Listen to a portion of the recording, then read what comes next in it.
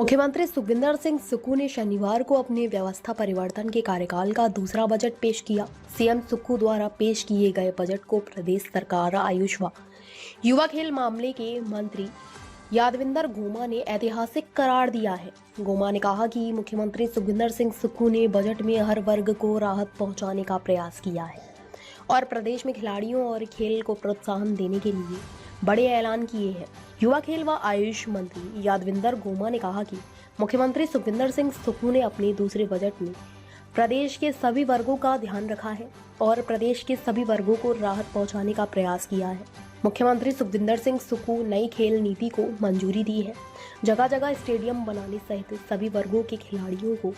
मिलने वाले भत्तों व इनाम राशि में वृद्धि कर युवाओं के लिए ऐतिहासिक निर्णय लिए हैं। वहीं मंत्री गोमा ने भाजपा द्वारा लगाए जा रहे कांगड़ा की अनदेखी के आरोपों पर पलटवार करते हुए कहा कि मुख्यमंत्री ने समूचे प्रदेश का ख्याल रखा है।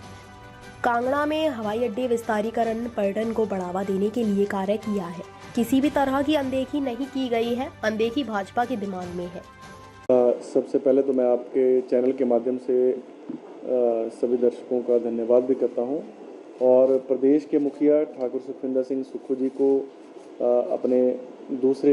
बजट के ऊपर भी अपनी ओर से बधाई देता हूं और इस बात की भी उनको मैं अपनी ओर से बधाई देता हूं कि जिन्होंने हर वर्ग का जो है इस बजट में ख्याल रखा है और इस बार जो बजट है किसानों की आय को बढ़ाने के लिए किसान जो गाँव में हमारा किसान बैठा है उसको भी आगे ले जाने का सरकार ने जो है वो प्रयास किया है और माननीय मुख्यमंत्री जी ने गांव स्तर पर जो है काफ़ी कल्याणकारी योजनाएं जो हैं उसको जो है वो लागू किया है। अगर आप मानदेय देखें तो विभिन्न मानदेयों के बढ़ाने से लेकर जो हमारा डीए काफ़ी पिछली सरकार के समय से लंबित पड़ा था उसको पूरा करने के साथ साथ प्रदेश में अनेक कल्याणकारी योजनाएं जो हैं उन्होंने लागू करने का अपनी ओर से प्रयास किया है। और जहां तक भारतीय जनता पार्टी की उनके विधायकों की बात है, उनके हमारे जो विपक्ष के लोग हैं उनकी बात है, तो मैं आपके चैनल से माध्यम से बताना चाहूँगा कि जिस तरीके से आज भारतीय जनता पार्टी के विधायकों का आचरण आज माननीय मुख्यमंत्री जी के बजट स्पीच के दौरान उनका था, तो मैं नहीं समझता हूँ कि कभी पूर्व की सरकारों में और पूर्व के समय में ऐसा व्यवहार किसी ने किया होगा। और बात बात के ऊपर माननीय मुख्यमंत्री जी के अभिभाषण के समय बीच में जो है वो उनको डिस्ट्रैक्ट करने का प्रयास कर रहे थे। अगर उनको कोई बात पसंद नहीं आ रही थी तो मैं समझता था कि ये बातें जो हैं उनको अब 3-4 दिन लगातार उनको सुना जाना था। पक्ष और विपक्ष के लोगों ने सबने कहना था, तो मैं समझता हूँ कि उन लोगों को उस समय जो है ये बातें रखनी चाहिए थी। लेकिन आज जो जिस तरीके से डिस्ट्रैक्शन का माहौल भारतीय जनता पार्टी ने के विधायकों ने सदन के अंदर किया अभिभाषण के दौरान, मैं समझता हूं कि इनको भी अपने मर्यादित जो है वो रहना चाहिए। और ये भी इस माननीय सदन के विधायक रहे हैं, पहले भी सरकार के समय कई इसमें विधायक सीनियर लोग भी रहे हैं, तो मैं समझता हूं कि इस आचरण को जो है उनमें सुधार लाना चाहिए। और रही बात विरोध करने की, तो भारतीय जनता पार्टी विपक्ष का काम जो है वो विरोध करना होता है। और मैं समझता हूं कि जिस तरीके से माननीय मुख्यमंत्री जी ने आर्थिक संकट होने के बावजूद भी जिस तरीके से माननीय मुख्यमंत्री जी ने अपने संबोधन में कहा कि पिछले वर्ष से लेकर इस वर्ष तक हमने जितना रेवेन्यू कमाया है उसके अनुरूप ही जो है इस बार जो है कल्याणकारी योजनाएं प्रदेश में जो है उन्होंने बजट में जो है उनका प्रावधान किया है। चाहे आप देखें डीए की बात हो, पेंशन होल्डर्स की बात हो या विधायकों के लिए जो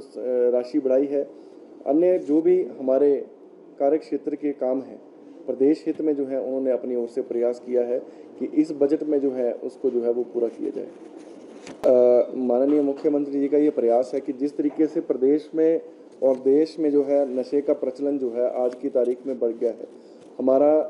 जो युवा है संसाधनों के